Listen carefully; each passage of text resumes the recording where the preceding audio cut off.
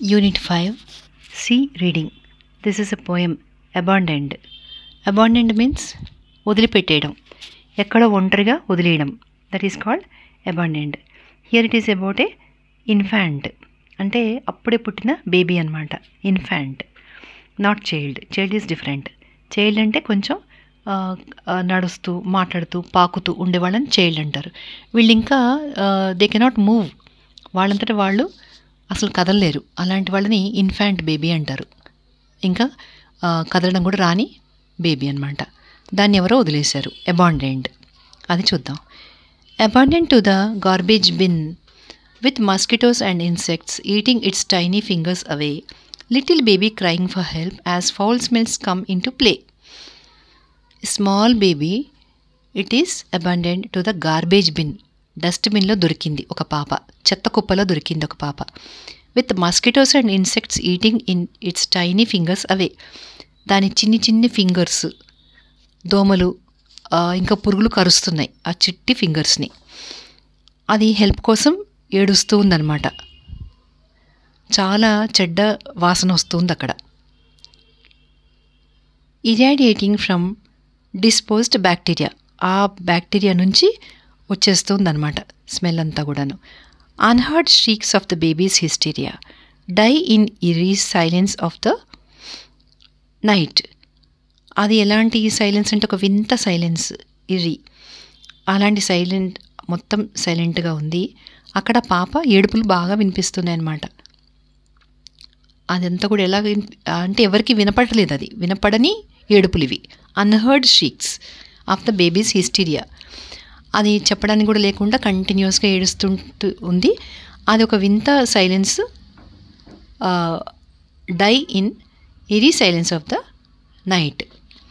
And outcast of destiny, its laboured breath racing in quick గ్యాస్ప్స్.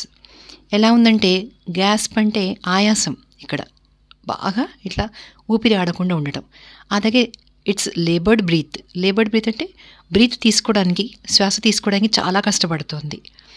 ఇప్పుడు ఇక్కడ ఎలా ఉందంటే, అది ఏడవడానికి కూడా దానికి ఓపిక లేదనమాట. చాలా ఆయాసపడుతూ కష్టపడుతూ ఉన్న ఒక చిన్న పాప.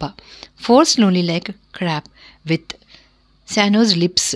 దానికి మొత్తం బాడీ అంతా ఏమైపోయిందంటే గ్రీన్గా మారిపోతుంది, బ్లూయిష్ గ్రీన్ అలా మారిపోతుంది బాడీ అంతా.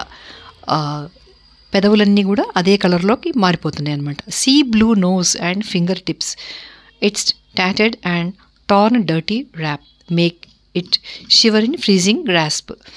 ఆ అమ్మాయికి, ఆ పాపకి, ఆ చిన్న పాపకి చుట్టింది చినిగిపోయిన బట్టలేవో డర్టీగా ఉన్నవి ఒకటి చుట్టారు, బాగా చినిగిపోయినవి.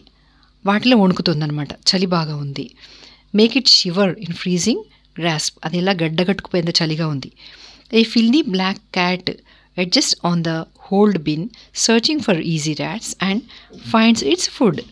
అదే టైంకి ఫిల్దీ బ్లాక్ క్యాట్, మురికిగా ఉన్న, ఫిల్దీ అంటే మురికి అనమాట, మురికిగా ఉన్న నల్ల పిల్లి ఆ బిన్కి, ఆ గార్బేజ్ బిన్ అంటే చెత్త కుప్పకి ఎక్కడైతే ఒక రంధ్రం ఉందో అందులో నుంచి లోపలికి దూకింది.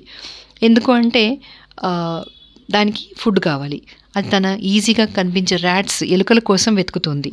దానికి ఇప్పుడు ఫుడ్ దొరికింది. Tearing at the babies hair with their sharp teeth, అది పళ్ళతో జుట్టు కొరికింది, ఆ జుట్టంతా కూడా చింపినట్టుగా. షార్ప్ టీత్, పదునైన పళ్ళతో కొరికేసి. జ్ఞాయింగ్ ఎట్ ఇట్స్ ఇయర్స్, చెవులు కొరుకుతుంది. To complete their feed as the cat jumps in with a screeching meow, the rats let loose a clicking squeak, a bloody chaos ensues, the only sin of the infant being born. ఇలా అది కొరికేసి ఎగురుతోంది, అరుస్తోంది, శబ్దాలు చేస్తుంది, మ్యావ్ అంటోంది పిల్లి. అలాగే ఎలుకలన్నీ కూడా అవి అరుస్తూ అక్కడే తిరుగుతూ ఆ బ్లడ్ వాసన ఇవన్నీ చేస్తున్నప్పుడు మనకేమనిపిస్తుందంటే, ఒక్కటే పాపం జరిగింది. ఏంటి అదంటే, అది పాపగా పుట్టడమే, దానికి అది జన్మించడమే అది చేసిన తప్పు.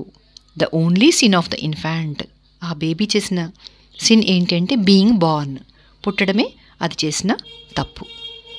ఇది పోయం. ఇప్పుడు what ever is happening now days the poem represents that.